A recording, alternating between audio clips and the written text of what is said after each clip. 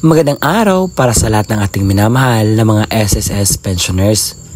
Ngayong araw ay ating sasagutin ang katanungan ni Ma'am Siferinia Gambito. Sabi niya dito, bakit nagtaas sila ng kontribusyon or bakit mataas ang singil ni SSS ngayon sa contribution.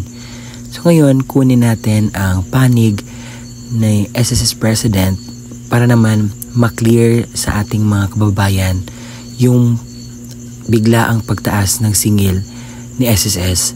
Alamin natin yung rason bakit nagtaas ang singilan sa SSS. Ang video na ipapakita ko sa inyo ay courtesy po sa UNTV.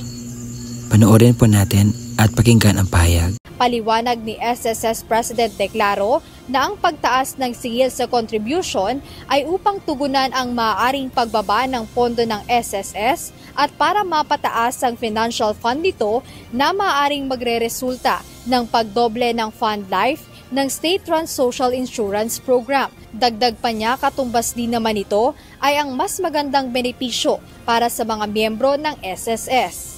Nasanay sa video na ito ating nakuha yung punto ni SSS President kung bakit niya pinataas yung singilan sa contribution ngayon, and I hope na yung nag-comment ay na-clear din sa atin ang information sa rason kung bakit na-shock kayo, bakit gano'n na lang kalaki or bakit may pataas na singil ang SSS ngayong 2025 dahil para po sa I think nag-studio or nag-study ang SSS President so kung ano man yung mga dapat niyang maitulong pa sa SSS para mag-progress, para maibigay din ang benefits sa mga members and pensioners nito.